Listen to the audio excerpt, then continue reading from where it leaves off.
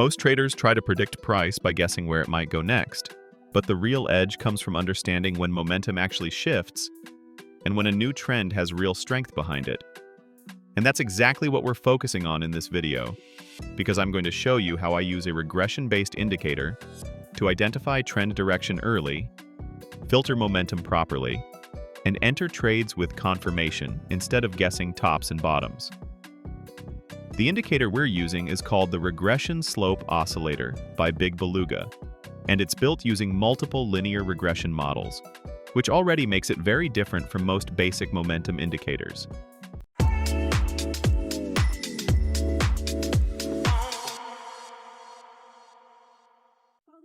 I'm on TradingView.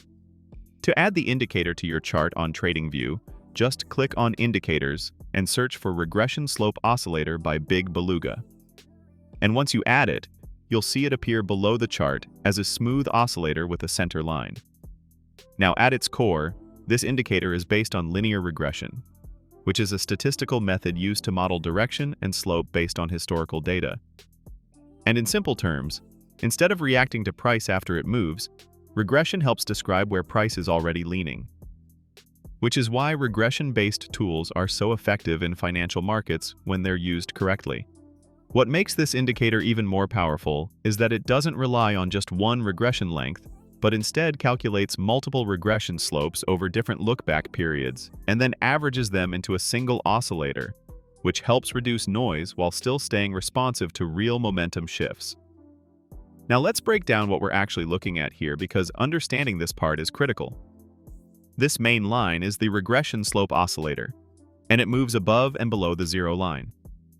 When the oscillator is above zero, it tells us that the average regression slope is positive, meaning the market has bullish directional bias, and when it's below zero, the slope is negative, meaning bearish directional bias.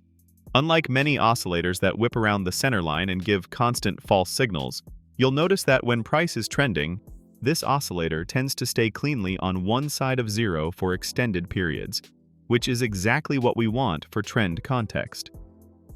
Yes, centerline crossovers can indicate potential reversals, meaning when the oscillator crosses above zero, it can signal the beginning of an uptrend, and when it crosses below zero, it can signal the beginning of a downtrend. But this is very important. We do not trade the centerline crossover by itself. The crossover is only an alert that something may be changing, not an entry signal. Now look at the second line here, the white line, which is the signal line. And this is simply a moving average of the oscillator itself, and its job is to give us short-term momentum information inside the broader trend. When the oscillator crosses above the signal line, that shows increasing bullish momentum, and when it crosses below, it shows increasing bearish momentum. And these crossovers are marked with small white circles. You'll also notice that some of these signals appear against the trend, like bullish crosses while the oscillator is below zero, or bearish crosses while it's above zero. And those are counter-trend signals that carry higher risk, so we avoid those. The signals we care about are the ones that align with the trend direction defined by the zero line. Now let's talk about how I actually trade this indicator, because this is where everything comes together. This is not a scalping system, and it's not about taking every signal. This is a reversal to trend strategy with confirmation, and to make it work properly, we add two exponential moving averages to the chart. Do you feel like everyone around you benefits from artificial intelligence, but you have no idea where to start? Don't wait any longer. Start today. Our free trading bot is simple to use, powered by artificial intelligence, and can earn you up to 1% profit every single day. Over 500 members have already joined. Click the link below now to get free access. This is your chance to harness the power of AI and take a step toward a financial boost. So open the Indicators tab again, search for Moving Average Ribbon, and add this one to the trading chart.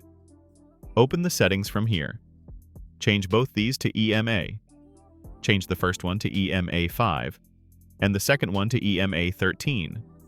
Change 5 EMA to white, and the 13 EMA to blue. After that, in the Style section, also increase the thickness of the lines so they are properly visible.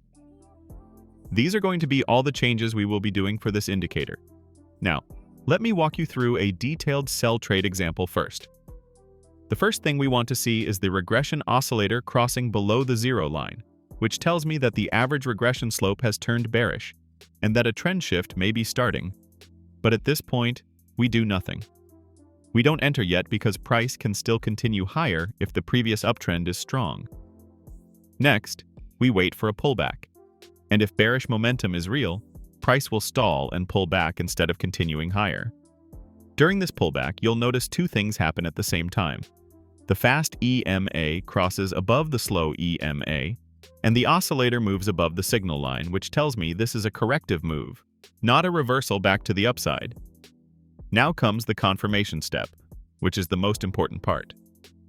We wait for the end of the pullback, and that happens when the fast EMA crosses back below the slow EMA, and the oscillator crosses back below the signal line. And when both of these happen together, it tells us the momentum has realigned with the bearish trend. This is where we enter the sell trade on candle close. The stop loss goes above the pullback high, and you can set the target at a minimum of 2 times the risk. As you can see in this example, how price continues lower cleanly after entry. Now let's go through a detailed buy trade example so you can see the exact mirror logic. First, the regression oscillator crosses above the zero line, which tells us bullish directional bias is forming. And again, we do nothing yet. We wait for a pullback, and during that pullback, the fast EMA crosses below the slow EMA, and the oscillator moves below the signal line, showing that price is correcting, not reversing. Then we wait for confirmation, and the end of the pullback is confirmed when the fast EMA crosses back above the slow EMA, and the oscillator crosses back above the signal line. And that's our buy entry. We can enter on candle close, place the stop loss below the pullback low, and again target at least 2 times my risk. And the reason this strategy works is not because of one indicator, but because regression defines direction, moving averages define pullback structure, and momentum confirms continuation. False centerline crossovers do happen, but most of the time they never reach full confirmation, which is why patience automatically filters out bad trades. Now, one thing you must understand is that no strategy is perfect and losses are part of trading, and that's why risk management matters more than accuracy. If you have any questions, drop them in the comments, and don't forget to like the video and subscribe to my channel. Thanks for watching the video till the end. I'll see you guys in the next video.